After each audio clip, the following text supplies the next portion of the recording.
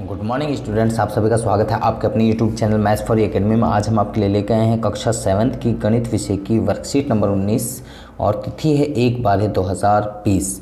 घातांक और घात, इसको कहा जाता है पावर एंड एक्सपोनेंट, और ये बहुत इंपॉर्टेंट चैप्टर है जो आपका 8वीं में भी, 9वीं में भी और 10वीं में भी काम आपके लिए आएगा। तो इसलिए 7th क्लास में अगर आपने इसका बेसिक जो है वो समझ लिया तो आपको बड़ी क्लासेस में कोई भी प्रॉब्लम नहीं आएगी। तो इनको बिल्कुल अच्छी तरीके से समझें, और इनका अगर आप 8वीं की बुक में देते हैं तो सारे के सारे फॉर्मूले एक साथ लिखे हुए हैं और उन फॉर्मूलों को अच्छी तरीके से याद करिए। और यहाँ जो आपको दिए हुए हैं उन फॉर्मूलों को आप अच्छी तरीके से याद करिए और उनको समझिए कि किस तरीके से क्या चीज़ होती है। तो उनको अगर आपने अभी समझ लिया तो आपको बड़ी क्लासेस में जाने में कोई भी प्रॉब्लम नहीं होगी, उनको करने में कोई भी प्रॉब्लम नहीं होगी। तो चलिए यहाँ पर हम आपको बताते हैं। पहला यहाँ पर लिखा हुआ है, जैसा कि हम जानते हैं 4 गुणा के 4, यानी कि दो संख्याओं को, सेम संख्या उनको अगर गुणा करते हैं तो क्या लिखा जाता है, उसको 4 की पावर 2 लिखा जाएगा। यहाँ यानी कि जो नंबर लिखा हुआ है उसकी पावर 2 चढ़ जाएगी अगर वो 2 बार लिखें। 3 बार है 4 गुणा के 4 गुणा के 4 है तो उसको 4 की पावर 3 लिखा जा सकता है। इसी तरीके से अब यहाँ पर अगर इन दोनों को गुणा किया जाए, 4 की पावर 2 4 की पावर 3 को अगर गुणा किया जाए तो इसका मतलब क्या होगा, इसका मतलब यानी कि 4 कितनी बार, पहले तो 2 बार, फिर 4 3 बार, यानी कि गुणा हो रहा है।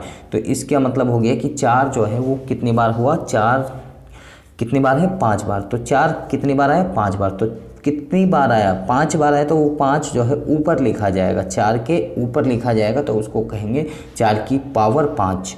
तो यहाँ पर इसको हम ऐसे भी लिख सकते हैं, 4 की पावर 2 जमा के 3 लिख सकते हैं। तो इसका मतलब ये होगा कि 4 की पावर 5 या 4 की पावर 2 जमा के 3 कह सकते हैं। 2 जमा के 3 करने के बाद में ही 4 की पावर 5 होगा। जब एक ही आधार वाले घात गुणा होती हैं तो उनके घातांक जुड़ जाते हैं। जब दो संख्या आपस में जो गुणा होती हैं तो उनकी जो पावर होती है वो क्या हो जाती है, जुड़ जाती है। तो यहाँ पर इसकी पावर 2 और इसकी पावर 3 दोनों को जोड़ने के बाद में ये हो जाता है हमारा 5। तो यहाँ पर 10 गुणा के 10 की पावर 11 अगर कहा जा रहा है, 10 गुणा के 10 की पावर 11 कहा जा रहा है, क्या ये 100 की पावर 11 के बराबर होगा? नहीं होगा, क्योंकि यहाँ देखिए आप क्यों नहीं होगा, यहाँ पर 10 की पावर, आप 10 की पावर 1 है और 10 की पावर 11 है, तो इसका मतलब हुआ कि 10 की पावर इसको 12 कह सकते हैं, 100 की पावर 11 नहीं कहेंगे, तो ये गलत है। तो इसलिए इसको 10 की पावर 12 कहेंगे, या ये 100 की पावर 11 नहीं कह सकते। 2 की पावर 6 जमा के 2 की पावर 3, क्या इसको 2 की पावर 6 जमा के 3 कह सकते हैं? तो ये भी गलत है, तो ये भी हम नहीं कह सकते, क्योंकि बीच में प्लस का साइन आ रहा है। यहाँ पे किसका साइन आ रहा है, प्लस का साइन आ रहा है, लेकिन यहाँ पे साइन किसका आना चाहिए था, मल्टीप्लाई का, तब ये दोनों बराबर होते हैं, अदरवाइज ये मल्टीप्लाई नहीं है, तो ये प्लस में हम ऐसे नहीं लिख सकते, तो ये गलत है। यहाँ पर ये इन्होंने क्रॉस करके दिखा रखा है कि दोनों इक्वल नहीं होंगे, इक्वल के साइन को काट रखा है, तो इसका मतलब ये बराबर नहीं होंगे। अतः शून्येतर पूर्णांक ए, यानी कि जो पूर्णांक ए है, यानी कि कोई पूर्णांक ए मानना, यानी कि इंटीजर के लिए ए की पावर m, यानी कि किसी भी नंबर की कोई पावर है और सेम नंबर की उसी की पावर कोई दूसरी पावर है, तो उनको क्या किया जाता है, जब वो दोनों की दोनों गुणा हो रही हैं तो बेस सेम होने पर, यानी कि जो आधार है वो अगर सेम है तो पावर जो होती है क्या होती है, ऐड होती हैं। जब बेस सेम हो, हिंदी में कहते हैं आधार अगर समान हो, तो उनकी पावर क्या होती है, ऐड होती हैं, यानी कि जुड़ती हैं, जो यहाँ पर ऑलरेडी लिखा गया है। जहाँ m और n कोई पूर्ण संख्या होंगी, क्या होंगी, पूर्ण संख्या होंगी, यानी कि हमारी जो 0 से शुरुआत होती है तो वो पूर्ण संख्या कहलाती है, तो वो पूर्ण संख्या होगी। आगे यहाँ पर एक ही आधार वाले घातों का विभाजन अगर भाग करते हैं तो क्या होता है, 3 की पावर 4 भाग में 3 की पावर 2, इसका मतलब क्या होता है, तो इसका मतलब यानी कि 3 की पावर 4 का मतलब हम इसको 3 की पावर 3 3 3 3 यानी कि 4 बार लिख सकते हैं, तो ये होता है 3 की पावर 4, और 3 की पावर 2 क्या होता है, 3 गुणा के 3। तो हमने यहाँ पर इसको जो 3 की पावर 4 से भाग कर रहे हैं, 3 की पावर 4 को भाग कर रहे हैं 3 की पावर 2 से, तो 3 की पावर 4 को हमने ऊपर लिख दिया और 3 की पावर 2 को नीचे लिख दिया। तो यहाँ पर अगर आप देखते हैं तो 3 से एक 3 कट जाएगा, दूसरे 3 से दूसरा 3 कट जाएगा, कितने बचे, सिर्फ 3 की 2 ही 3 बचे, तो 3 गुणा के 3, 3 गुणा के 3 का मतलब 3 की पावर 2 बचा। तो इसका मतलब हम क्या समझ सकते हैं कि इसका मतलब हम समझ सकते हैं कि जो पावर्स हैं तो वो क्या हो रही है, माइनस हो रही है। बड़ी पावर में से छोटी पावर जो है माइनस हो रही है, यानी कि ऊपर वाली में से नीचे वाली पावर क्या हो रही है, माइनस हो रही है। तो यहाँ 3 की पावर 4 में से 2 क्या हुई, माइनस हुई, क्योंकि 3 समान है और जो ऊपर लिखा हुआ है वो माइनस होगा। तो अतः शून्येतर पूर्णांक ए है हमारा। तो यहाँ पर ए की पावर m और भाग में ए की पावर n, यानी कि ए की पावर m डिवाइड में ए की पावर n करें तो इसका मतलब होता है कि ए की पावर m माइनस के n।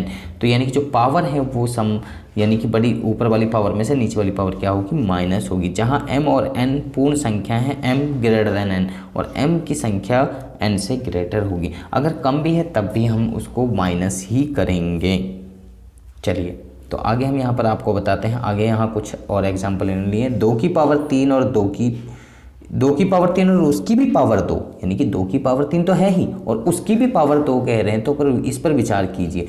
तो 2 की पावर 3 और उसकी भी पावर 2 का मतलब क्या हुआ कि यानी कि इसका मतलब हो गया 2 की पावर 3 तो है ही और यानी कि उसकी भी पावर, तो इसका मतलब यानी कि 2 की पावर 3 गुणा के 2 की पावर 3, यानी कि वो कितनी बार है, 2 बार है। तो 2 की पावर 3 2 बार गुणा हो रही है। तो इसको हम क्या लिख सकते हैं, 2 की पावर 3 जमा के 3 हम लिख सकते हैं।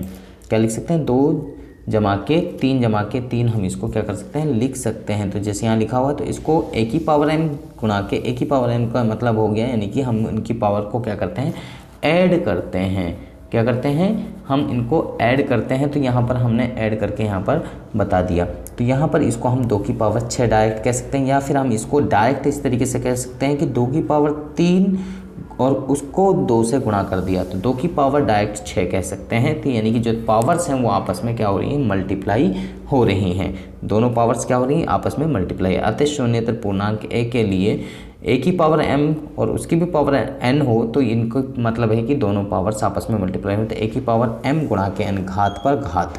तो जहाँ m और n पूर्ण संख्याएं हैं, क्या हैं, कोई भी 2 पूर्ण संख्याएं हैं। तो इस तरीके से आप इनको इजीली समझ सकते हैं। सोचिए कौन बड़ा है। अब इनमें से 5 की पावर 2 गुणा के 3 और 5 की पावर 2 और उसकी भी पावर 3, तो इनमें से कौन सा संख्या बड़ी होगी। तो आप सोचिए थोड़ा सा और दिमाग लगाइए, और फिर अगर नहीं आता तो आप कमेंट सेक्शन में लिखिए, हम उसका जवाब आपको बिल्कुल देंगे।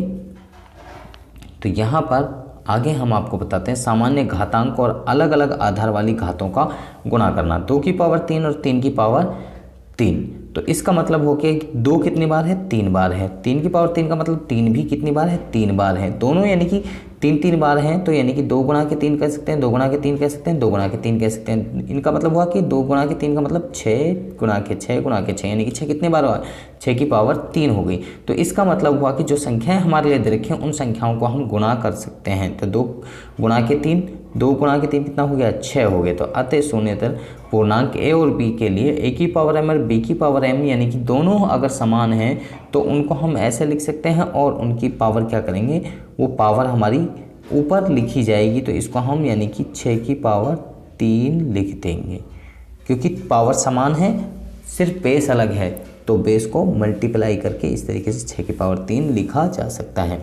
तो यहाँ पर इसको ए और बी को मल्टीप्लाई कर देंगे। अगर दोनों की पावर समान है और दोनों मल्टीप्लाई में हैं तो पावर को उन दोनों के मल्टीप्लाई करने के बाद में उनके ऊपर एक साथ लिख देंगे। तो जहाँ m पूर्ण संख्या है, समान घातांक, यानी कि अगर पावर समान है और जो बेस है वो अलग अलग है, यानी कि अलग अलग आधार वाली घातों का भाग करना, यानी कि जो आधार है वो अलग है, यानी कि जो बेस है वो डिफर है, लेकिन जो पावर है वो समान है। तो अब कैसे उनको यानी कि हम सॉल्व करेंगे। तो 2 की पावर 4 और 3 की पावर 4 है। यहाँ पर 2 की पावर 4 को भाग किया जा रहा है 3 की पावर 4 से। तो 2 की पावर 4 का मतलब यानी कि 2 कितनी बार है, 4 बार, तो ऊपर लिख दिया।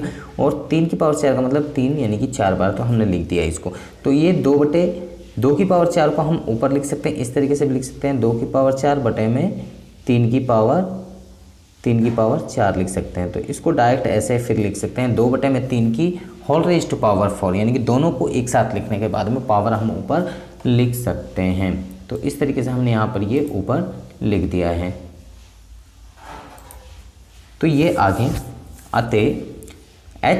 अतः शून्येतर पूर्णांक a गुणा के b के लिए a एंड b के लिए a की पावर m भाग में b की पावर m हो तो a बटे में b और whole raised to power m, यानी कि उन दोनों की पावर एक साथ हम ऊपर चढ़ा सकते हैं। अगर दोनों की पावर समान है और वो भाग में है, तो जहाँ m पूर्ण संख्या है, जैसे गुणा वाले में था वैसे ही यहाँ पर भाग वाले में किसी भी संख्या शून्य के अतिरिक्त पर घातांक 0 का मान 1 होता है, यानी कि किसी भी नंबर की पावर 0 हो, किसी भी नंबर की, चाहे कितने से कितना बड़ा नंबर हो, उसकी पावर अगर 0 है तो वो उसका मान कितना होता है, उसका मान 1 होता है। जैसे उदाहरण पर 2 की पावर 0 जमा के 3 की पावर 0 जमा के 4 की पावर 0, 2 की पावर 0 का मतलब भी 1, 3 की पावर 0 का मतलब भी 1 और 4 की पावर 0 का भी मतलब 1। तो यानी कि ये तीनों प्लस में है, तो ये भी तीनों किस में होंगे, प्लस में होंगे। तीनों को प्लस किया तो कितना आ गया हमारा, 3 हमारा आंसर आ गया।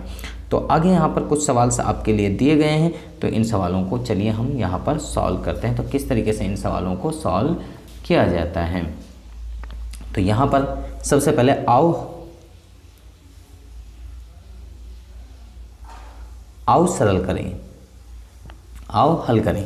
तो अब कैसे हल करना है, सरल कीजिए और अपने उत्तरों का घातांक रूप में लिखिए। एग्जाम्पल यहाँ पर देखो, ऊपर एग्जाम्पल दिए और फिर उसके नीचे 2 क्वेश्चन दिए।